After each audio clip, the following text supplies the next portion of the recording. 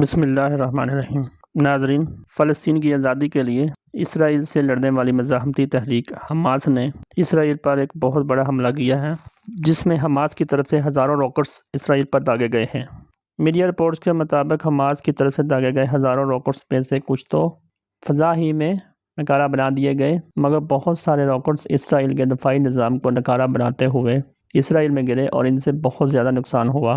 بے شمار اسرائیلی فوجی قتل کر دیے گئے، بہت ساروں کو پکڑ لیا گیا اور بے شمار سینکڑوں کے حساب سے زخمی ہوئے ہیں۔ اسرائیلی حکومت نے اتنے بڑے نقصان کے بعد باقاعدہ جنگ کا اعلان کر دیا ہے اور اسرائیل کی طرف سے بہت بڑے پیمانے پر خطرناک بمباری غزہ پر کی جا رہی ہے، جس کے نتیجے میں سینکڑوں کے حساب سے معصوم اور بے گناہ شہریوں کی ہلاکتوں کی اطلاعات بھی میڈیا پر آ رہی ہیں۔ ناظرین، حماس غزہ کی پٹی کو کنٹرول کرتی ہے۔ غزہ کی پٹی کی لمبائی تقریباً 45 کلومیٹر اور چوڑائی تقریباً 12 کلومیٹر ہے۔ ناظرین، خدشات ظاہر کیے جا رہے ہیں کہ اسرائیل اس طرح کی جنگ کی پلاننگ کئی سالوں سے کر رہا ہے، جس کے بہت مذموم مقاصد ہیں۔ شاید آپ لوگوں کے ذہنوں میں آ رہا ہوگا کہ جنگ اور وہ بھی اسرائیل خود پر مسلط کرنے کی پلاننگ بھلا کیوں کرے گا؟ ناظرین، دنیا بھر کے یہودی صدیوں سے ہیکل سلیمانی دوبارہ تیار کرنے کے خواہش مند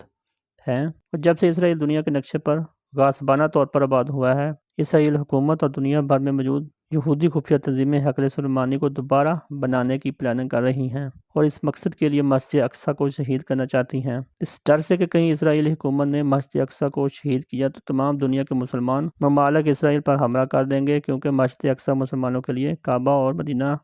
طیبہ کی طرح انتہائی متبرک ہے۔ اسرائیلی حکومت اور دنیا بھر میں موجود دجالی خفیہ تنظیموں نے یہ منصوبہ بنا رکھا ہے کہ ایک جنگ ہو اور اس جنگ کے دوران کسی گمنام حملے میں مسجد اقصیٰ کو شہید کر دیا جائے اور فلسطین پر اسرائیل کا مکمل طور پر قبضہ ہو جائے، جس کے بعد وہاں پر اسرائیلی حکومت کچھ عرصے کے بعد ہیکل سلیمانی تیار کرے، جو کہ پوری دنیا کے یہودیوں کی صدیوں پرانی خواہش ہے، اور اس خواہش کو پورا کرنے کے لیے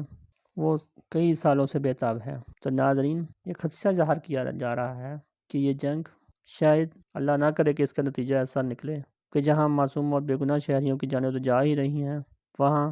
اسرائیل اور یہودیوں کے جو مذموم مقاصد ہیں مسجد اقصیٰ کو شہید کرنے کے، اللہ نہ کرے کہ وہ پورا ہوں۔